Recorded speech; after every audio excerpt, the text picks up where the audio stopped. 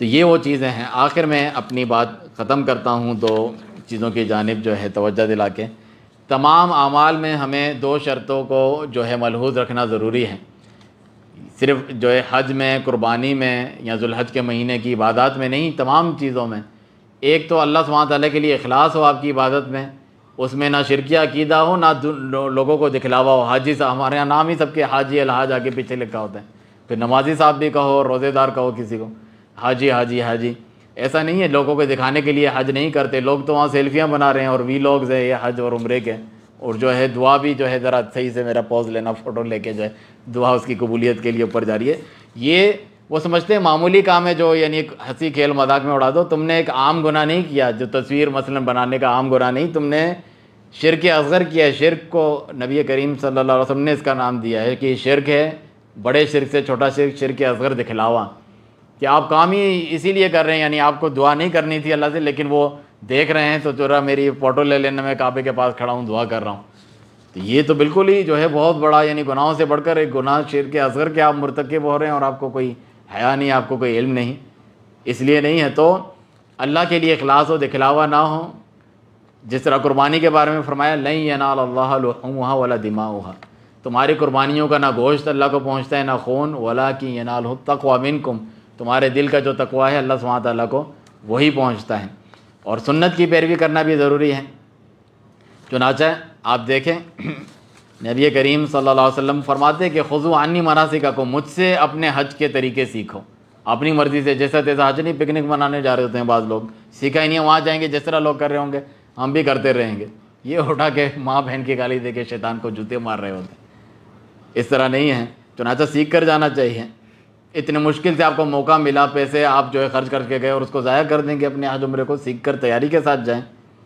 اس سے متعلق کتابیں وغیرہ آپ کو ہمارے مکتبے میں ہماری شائع کردہ بھی جو ہے مل سکتی ہیں، قربانی سے متعلق بھی، اور جو ہے حج اور عمرے اور عید الاضحیٰ کے مسائل سے متعلق بھی۔ نبی کریم صلی اللہ علیہ وسلم نے تو یہ فرمایا علی رضی اللہ عنہ کو کہ جو ہے جانور ذبح کرنا، اور جو کسائی ہے اس کو اس کے کھال میں سے، اس کے جو ہے گوشت میں سے، یہاں تک کہ جو اس کی علائش آنتڑے وغیرہ ہوتے ہیں اس میں کسی میں سے کوئی چیز نہیں دینا، کیونکہ یہ سارا اللہ کی رضا کے لیے، اتنا اخلاص چاہیے ہے۔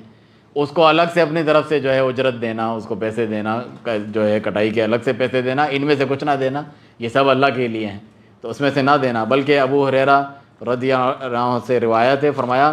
کہ جس نے من باع، بہت سارے لوگ یہ کرتے ہیں، من باع جلد اضحیتی فلا اضحیۃ لہ، ترغیب و ترہیب کی صحیح روایت ہے کہ جس نے اپنی قربانی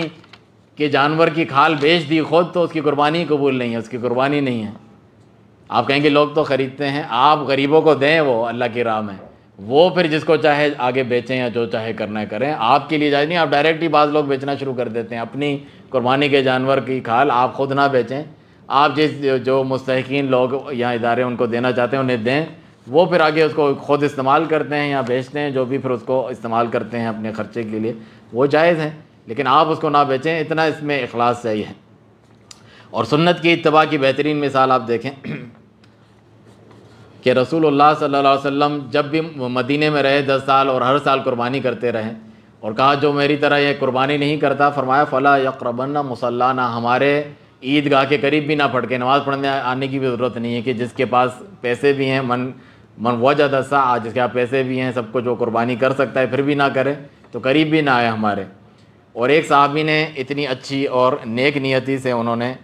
اللہ سبحانہ تعالیٰ کے لیے کہ یہ عید کا دن ہے اور پڑوسی بیچارے غریب ہیں، گوشت کھانے کو ان کو نہیں ملتا، میں سب سے پہلے جانور قربان کر کے انہیں گوشت پہنچا دوں گا، بعد میں عید کی نماز پڑھیں گے۔ انہوں نے ایسا ہی کیا، تو رسول اللہ صلی اللہ علیہ وسلم نے فرمایا کہ یہ تو صرف گوشت ہے اور اللہ کے یہاں قربانی نہیں۔ انہوں نے بتایا بھی کہ میری یہ اتنی اچھی نیت تھی، پڑوسی کا خیال تو رکھنا چاہیے، کتنی اچھی ان کی نیت ہے۔ اس کا مطلب نیت اچھی ہونا کافی نہیں ہے، سنت کے مطابق وہ عمل ہونا ضروری ہے۔ چنانچہ آپ صلی اللہ علیہ وسلم نے اس کی جگہ دوسری قربانی کرنے کا کہا کہ یہ تو صرف کھانے پینے کا گوشت ہے، یہ اللہ تعالیٰ کے یہاں قابل قبول قربانی نہیں ہے۔ تو سنت کی پیروی کرنا بھی ضروری ہے، ورنہ تو آپ دیکھیں سارے جانور اللہ کے پیدا کردہ ہیں، اس میں کیا ہے کہ کسی کا کان کٹا ہے، کسی کا سینگ جو ہے کٹا ہے، یا کسی کی آنکھ میں مسئلہ ہے، قربانی تو اس کی بھی ہو جائے گی اور گوشت کھا لیں گے۔ تو دین میں کیوں بتایا ہے کہ یہ عیب والا جانور نہ ہو، اور کسی بھی عمر کا جانور جو ہے ذبح کر دو، قربانی گوشت بھی کھا لیں گے۔ لوگ کہتے ہیں نا صرف گوشت کھانا مقصد، ایسا نہیں ہے، جبکہ ایک خاص عمر بتائی ہے، اس کے خاص جو ہے یہ عیب اس کے اندر نہ ہو، تب وہ قربانی قبول ہے۔ سنت کا اتنا زیادہ لحاظ کرنا اس کے اندر ضروری ہے۔